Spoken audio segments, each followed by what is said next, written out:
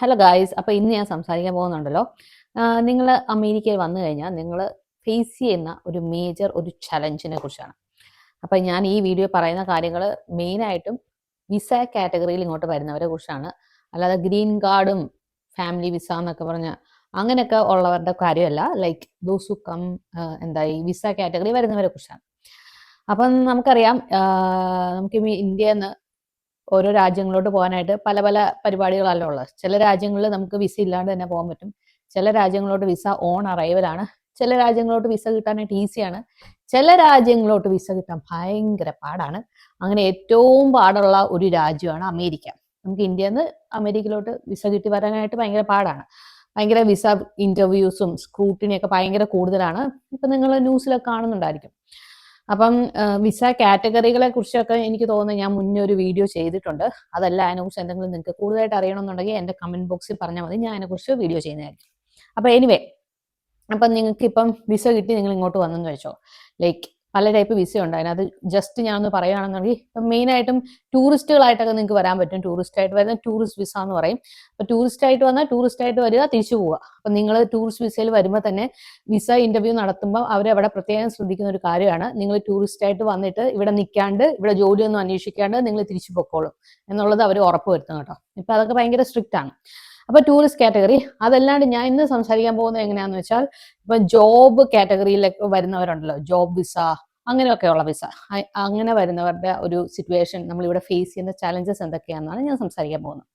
അപ്പൊ ഈ job visa അല്ലെങ്കിൽ സ്റ്റുഡന്റ് വിസ അങ്ങനെയൊക്കെയുള്ള കാറ്റഗറി, ഞാനിപ്പോ മെയിൻ ആയിട്ട് രണ്ട് വിസകളെ കുറിച്ച് പറയാം കേട്ടോ. ഇപ്പൊ ഞാൻ വന്ന വിസയും ഞാൻ ട്രാൻസ്ഫർ ആക്കപ്പെട്ട വിസയും അപ്പം എനിക്ക് വന്ന ചലഞ്ചസ് എന്തൊക്കെയാണെന്നുള്ളത് ഞാൻ നിങ്ങളോട് സംസാരിക്കാം. എന്റെ ചലഞ്ചസ് മാത്രമല്ല, എനിക്കറിയാവുന്ന ഒത്തിരി പേര് കുറെ പ്രശ്നങ്ങളൊക്കെ നമുക്ക് ഓരോരുത്തർക്കും ഓരോരോ ചലഞ്ചസ് വന്നിട്ടുണ്ട്. അപ്പൊ അതിനെക്കുറിച്ച് ഞാൻ പറയാം.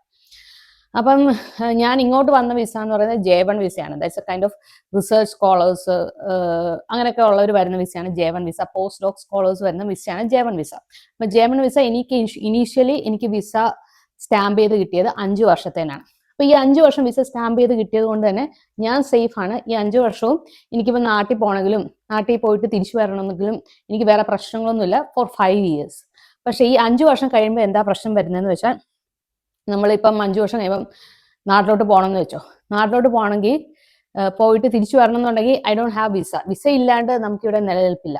എപ്പോഴും നമുക്കൊരു വാലിഡ് വിസ ഉണ്ടെങ്കിലേ നമുക്കിവിടെ നിൽക്കാൻ പറ്റത്തുള്ളൂ. ഇപ്പൊ വിസയെ കുറിച്ച് പറയുമ്പോൾ തന്നെ, വിസ എന്ന് പറയുന്നത് അതൊരു ഗവൺമെന്റ് ഇഷ്യൂ ചെയ്യുന്ന ഒരു ഡോക്യുമെന്റ് ആണ്. അപ്പം വിസ നമുക്ക് ഡയറക്റ്റ് അപ്ലൈ ചെയ്യാൻ പറ്റത്തില്ല. വിസയ്ക്ക് നമുക്ക് എപ്പോഴും ഒരു സ്പോൺസർ വേണം. എന്ന് പറയുന്നത് നമ്മുടെ എംപ്ലോയർ ആണ് നമ്മുടെ സ്പോൺസർ. അപ്പൊ എംപ്ലോയർ ത്രൂ ആണ് നമുക്ക് വിസ ഇഷ്യൂ ചെയ്ത് കിട്ടുന്നത്. ഈ വിസ ആൻഡ് നമ്മുടെ ജോലി എപ്പോഴും ഇന്റർ ഡിപ്പെൻഡന്റ് ആയിരിക്കും. അപ്പൊ നമ്മുടെ വിസ എക്സ്പയർ ആയി കഴിഞ്ഞാൽ ഓട്ടോമാറ്റിക്കലി നമ്മുടെ ജോലിയും അവിടെ നഷ്ടപ്പെടും. നമുക്ക് പിന്നെ ഇവിടെ നിൽക്കാൻ പറ്റത്തില്ല. അതുപോലെ തന്നെ ഇൻ കേസ് നിങ്ങളുടെ ജോലി പോയാലും ഇത് തന്നെയാണ് സിറ്റുവേഷൻ. ഇപ്പം നിങ്ങൾക്കിപ്പം വാലിഡ് വിസ ഉണ്ട്, 5 വർഷത്തിന് എന്റെ വിസ ഉണ്ടായിരുന്നു, അല്ല നിങ്ങൾക്ക് ഇപ്പം നിങ്ങളുടെ പാസ്പോർട്ടിൽ വാലിഡ് വിസ ഉണ്ട്. പക്ഷെ ഇൻ കേസ് നിങ്ങളുടെ ജോലി പോവുകയാണെന്നുണ്ടെങ്കിൽ, അല്ലെങ്കിൽ നിങ്ങൾ ലേ ഓഫ് ആവുകയാണ്, അല്ലെങ്കിൽ ഏതെങ്കിലും രീതിയിൽ നിങ്ങളുടെ ജോലി നഷ്ടപ്പെട്ടാൽ നിങ്ങൾക്ക് ഇവിടെ ഒരു ഗ്രേസ് പീരീഡ് എന്ന് പറഞ്ഞൊരു സമയമുണ്ട്, 1 മാസമൊക്കെ. ഇപ്പം J1 വിസയ്ക്ക് 1 മാസം, H1Bക്കും ഏകദേശം 1 മാസം, 1-2 മാസം അത്രേ ഉള്ളൂ. അപ്പൊ ഈ ഒരു സമയത്തിനുള്ളിൽ നമ്മൾ പുതിയ ജോലി കിട്ടണം. നമ്മൾ വേറൊരു ജോലിയിലോട്ട് നമുക്ക് പുതിയൊരു സ്പോൺസറെ നമ്മൾ കണ്ടുപിടിക്കണം. അപ്പൊ ഈ വളരെ കുറച്ച് കാലയളവേ ഉള്ളൂ, ഈ പറഞ്ഞ 1-2 മാസമേ ഉള്ളൂ. അതിനുള്ളിൽ നമ്മൾ പുതിയൊരു സ്പോൺസറെ കണ്ടുപിടിച്ച പുതിയ സ്പോൺസർ നമ്മുടെ വിസ ട്രാൻസ്ഫർ ചെയ്ത് ആ പുതിയ സ്പോൺസറിന്റെ അണ്ടറിലോട്ട് നമ്മൾ മാറണം. അങ്ങനെയാണെങ്കിൽ മാത്രമേ നമുക്ക് ഇവിടെ നിൽക്കാൻ പറ്റത്തുള്ളൂ. ഇപ്പൊ ഈ വിത്തിൻ 1 or 2 months നമുക്ക് പുതിയ ജോലി കിട്ടുന്നില്ല, അങ്ങനെ നമുക്ക് പുതിയ സ്പോൺസറെ കണ്ടുപിടിക്കാൻ പറ്റുന്നില്ല എന്നുണ്ടെങ്കിൽ ഓട്ടോമാറ്റിക്കലി നമുക്ക് പിന്നെ ഇവിടെ നിൽക്കാൻ പറ്റാതെ നമ്മൾ തിരിച്ചു നാട്ടിലോട്ട് പോകണം. അപ്പൊ ഞാൻ പറയുമ്പം എനിക്ക് അറിയാവുന്ന 2-3 പേരുടെ എക്സ്പീരിയൻസും കൂടെ പറയാം കേട്ടോ. അപ്പൊ എൻ്റെ ഒരു ഫ്രണ്ട്, പുള്ളിക്കാരി ഇവിടെ എൻ്റെ പോലെ തന്നെ പോസ്റ്റ് ഡോക്ക് ആയിട്ട് വന്നു. ഇപ്പൊ എനിക്ക് അത്യാവശ്യം ലക്ക് ഉണ്ടായിരുന്നു. കാരണം എനിക്ക് 5 വർഷത്തേന് എനിക്ക് വിസ കിട്ടി. അപ്പം 5 വർഷം വിസ ഉള്ള കാരണം തന്നെ ഞാൻ സേഫ് ആയിരുന്നു. 5 വർഷം എനിക്ക് ഒന്നിനെ കുറിച്ച് ആലോചിക്കേണ്ടിയില്ലായിരുന്നു. പക്ഷെ മിക്ക ആൾക്കാർക്കും ചിലപ്പോൾ 1 വർഷത്തന്നെ ആയിരിക്കും വിസ സ്റ്റാമ്പ് ചെയ്ത് കിട്ടുന്നത്, ചിലപ്പോൾ 2 വർഷത്തന്നെ ആയിരിക്കും. അപ്പൊ ഇങ്ങനെ വിസ ഇങ്ങനെ ചെറിയ ചെറിയ ഡ്യൂറേഷനിലോട്ട് കിട്ടുമ്പം എന്താ സംഭവം എന്ന് വെച്ചാൽ, നമ്മൾ ഇവിടെ തന്നെ നിൽക്കുകയാണെന്നുണ്ടെങ്കിൽ അതൊരു പ്രശ്നമല്ല. ഇവിടെ തന്നെ നമ്മളിങ്ങനെ എവിടെയും പോകാണ്ട് ഇവിടെ തന്നെ നിൽക്കുക, എവിടെയും പോകാണ്ട് means outside country, outside USA പോകാണ്ട് ഇവിടെ തന്നെ നിൽക്കുകയാണെങ്കിൽ പ്രശ്നമല്ല. പക്ഷെ നമുക്ക് നാട്ടിലോട്ടൊക്കെ പോകേണ്ടി വരുവാണെന്നുണ്ടെങ്കിൽ എന്ത് പറ്റുമെന്ന് വെച്ചാൽ നാട്ടിലോട്ട് പോകുന്നതും വിഷയമല്ല. നാട്ടിലോട്ട് പോയിട്ട് പിന്നെ തിരിച്ചു വരാൻ നേരം നമുക്ക് വാലിഡ് വിസ ഇല്ലെന്നുണ്ടെങ്കിൽ നമുക്ക് അത് വിഷയമാവും. അപ്പൊ ഈ ഓരോ വിസ കാറ്റഗറിയിലും ഇപ്പൊ J1 വിസയുടെ സപ്പോർട്ടിംഗ് ആയിട്ട് വരുന്ന ഒരു സംഭവം DS എന്ന് പറയും, DS2019. അപ്പൊ DS2019 അല്ലെങ്കിൽ വിസ അപ്രൂവൽ നോട്ടീസും ആയിട്ട് പോയിട്ട് ഇപ്പൊ നമ്മുടെ ഇൻ കേസ് നിങ്ങൾ ഇവിടെ നിന്നപ്പോഴത്തേനും നിങ്ങളുടെ വിസ എക്സ്പയർ ആയി, പക്ഷെ നാട്ടിൽ എന്തെങ്കിലും ഒരു എമർജൻസി വന്നപ്പോൾ നിങ്ങൾക്ക് പെട്ടെന്ന് നാട്ടിൽ പോകേണ്ടി വന്നു, പക്ഷെ നിങ്ങളുടെ വിസ എക്സ്പയർ ആയിരിക്കുവാണ്.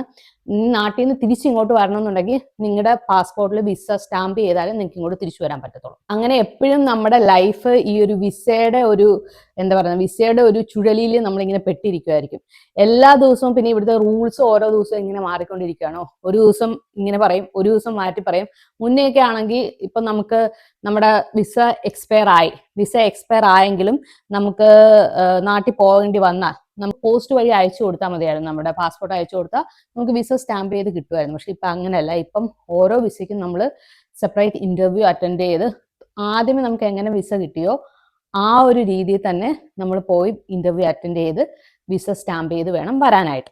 പിന്നെ നിലവിൽ ഇവിടെ സംഭവിച്ചുകൊണ്ടിരിക്കുന്ന ഒരു പുതിയൊരു സംഭവ വികാസം എന്താന്ന് വെച്ചാൽ, നിങ്ങൾ ന്യൂസിലൊക്കെ ഒത്തിരി പേര് കണ്ടിട്ടുണ്ടായിരിക്കും, ലൈക്ക് H1B വിസ കാറ്റഗറി ഉള്ളവർക്ക് സംഭവിച്ചത് എന്താണ്. ഇപ്പം നാട്ടിൽ നിന്ന് അല്ലെ ഇന്ത്യയിൽ നിന്ന് ഏറ്റവും കൂടുതൽ ആൾക്കാർ അമേരിക്കയിലോട്ട് വരുന്ന വിസയാണ് H1B വിസ.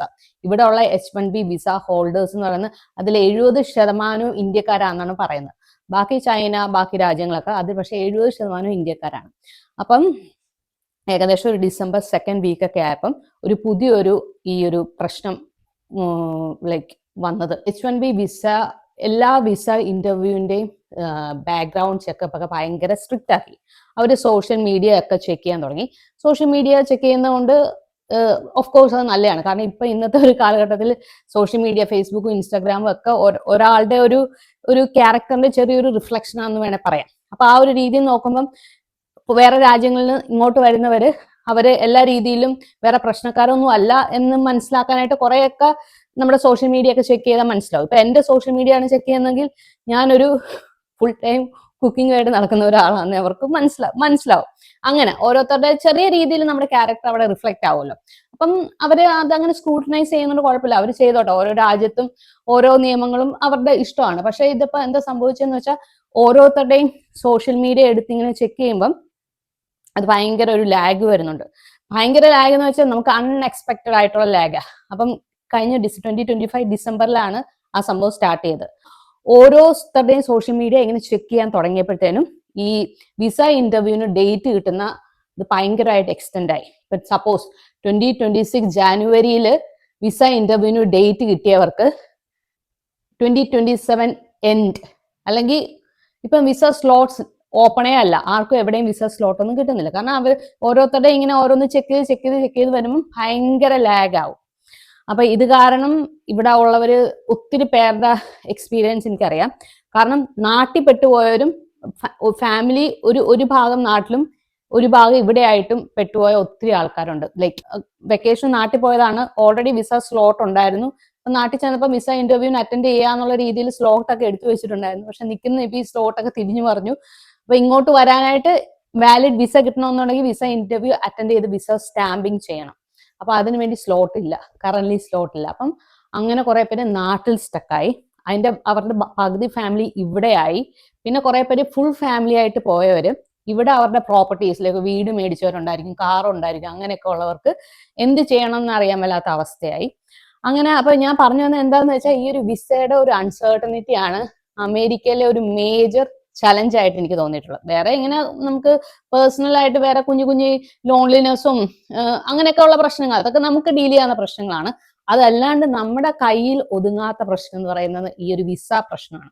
അതിപ്പോ എപ്പോഴും എല്ലാവർക്കും ഈ ഒരു പ്രശ്നം കാണും. ഇപ്പൊ നമുക്കിപ്പം എന്തെങ്കിലും ഇപ്പൊ ഞാൻ പറഞ്ഞല്ലോ, ഇപ്പൊ നമുക്ക് ഇപ്പൊ കറന്റ് എന്റെ വിസ എക്സ്പയർ ആയി, പക്ഷെ എനിക്ക് നാട്ടിലോട്ട് പോകാനായിട്ട് എനിക്കിപ്പം വിസയ്ക്ക് സ്ലോട്ട് അപ്പോയിന്റ്മെന്റ് ഇല്ല.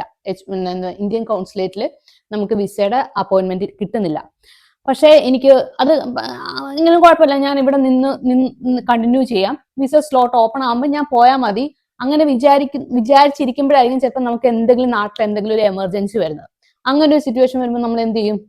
നാട്ടിൽ പോവാണ്ടിരിക്കാൻ പറ്റുമോ, ഇവിടെ നിൽക്കുവോ, ഇവിടുന്ന് അങ്ങോട്ട് പോയാൽ പിന്നെ നമുക്ക് ഇങ്ങോട്ട് തിരിച്ചു വരാൻ പറ്റത്തില്ല. അങ്ങനെ കുറെ എപ്പോഴും എല്ലാവരും ഫേസ് ചെയ്യുന്ന ഒരു മേജർ പ്രശ്നമാണ് ഈ ഇവിടെ വന്നു കഴിഞ്ഞാൽ ഇങ്ങനെ ഒരു വിസയുടെ പ്രശ്നം എന്ന് പറയുന്നത്. ഇപ്പൊ ഗ്രീൻ കാർഡ് ഹോൾഡേഴ്സിനും സിറ്റിസൺസിനും ഒന്നും അങ്ങനത്തെ ഒരു വിഷയമില്ല. പക്ഷെ എനിക്ക് തോന്നുന്നു എല്ലാ വിസ കാറ്റഗറിയിലും ഉള്ളവർക്കും ഈ ഒരു വിഷയമുണ്ട്. അപ്പൊ നമ്മൾ ഇവിടെ വന്നു കഴിഞ്ഞാൽ ഫേസ് ചെയ്യുന്ന, അമേരിക്ക വന്നു കഴിഞ്ഞാൽ ഫേസ് ചെയ്യുന്ന മേജർ ചലഞ്ച് എന്താണെന്ന് ചോദിച്ചാൽ ഞാൻ ഡെഫിനറ്റ്ലി ഇത് തന്നെ പറയത്തുള്ളൂ. പിന്നെ ആരോ എന്നോട് ഏതോ എൻ്റെ വീഡിയോയുടെ താഴെ ഇങ്ങനെ കമന്റ് ചെയ്ത് ചോദിച്ചിട്ടുണ്ടായിരുന്നു ഇവിടുത്തെ റേസിസം അങ്ങനത്തെ കാര്യങ്ങളെ കുറിച്ച്. എനിക്ക് പേഴ്സണലി അങ്ങനെ റേസിസം അങ്ങനെയൊന്നും ഇവിടെ തോന്നിയിട്ടില്ല. ഞാനിപ്പം അമേരിക്കയിലെ 2 സ്റ്റേറ്റ്സിലാണ് താമസിച്ചിട്ടുള്ളത്. ഒഹായോ എന്ന് പറയുന്ന സ്റ്റേറ്റും ഇപ്പം ഞാൻ താമസിക്കുന്നത് പെൻസിൽവേനിയയിലാണ്. ഒരു 2 സ്ഥലത്തും ഈ 2 സ്ഥലത്തും എനിക്ക് ഇപ്പം എവിടുന്നെങ്കിലും എൻ്റെ ജോലി ചെയ്യുന്ന സ്ഥലത്തു നിന്നാണെങ്കിലും, അല്ലെങ്കിൽ ഞാൻ പോകുന്ന നെയ്ബർഹുഡിൽ നിന്നാണെങ്കിലും, അല്ലെങ്കിൽ ഞാൻ ഇടപഴകുന്ന ആൾക്കാരുടെ അടുത്തു നിന്നൊന്നും എനിക്ക് അങ്ങനെ ഒരു റേസിസം അങ്ങനെ ഓർത്തിരിക്കാനും മാത്രം. ഇപ്പൊ നമുക്ക് എന്തെങ്കിലും റേസിസം ഒക്കെ അങ്ങനെ തോന്നിയിട്ടുണ്ടെങ്കിൽ നമ്മുടെ മൈൻഡിൽ സ്ട്രൈക്ക് ആയിട്ടിരിക്കുമല്ലോ. എനിക്ക് അങ്ങനെ പ്രത്യേകിച്ച് അങ്ങനെ ഒന്നും തോന്നിയിട്ടൊന്നുമില്ല.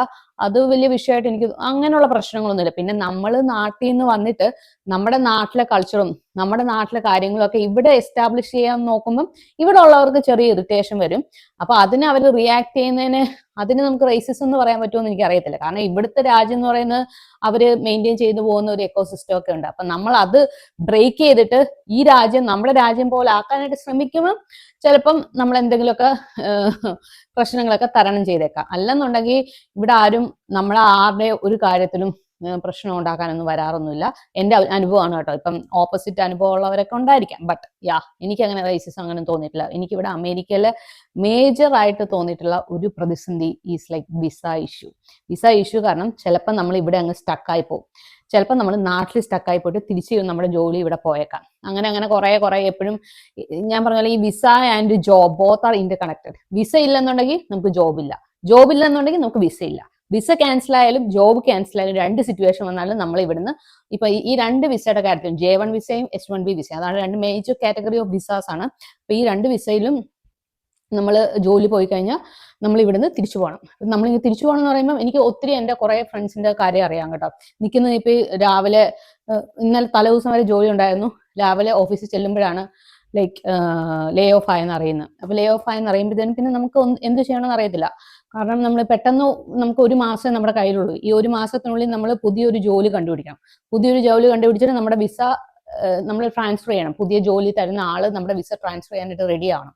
അപ്പൊ അങ്ങനെ ആണെങ്കിലേ നമുക്ക് ഇവിടെ നിൽക്കാൻ പറ്റത്തുള്ളൂ. അല്ലെന്നുണ്ടെങ്കിൽ ഒരു മാസത്തിനുള്ളിൽ നമ്മൾ ഇപ്പൊ H1Bക്ക് 2 മാസം എനിക്ക് തോന്നുന്നത്, J1ന് 1 മാസം.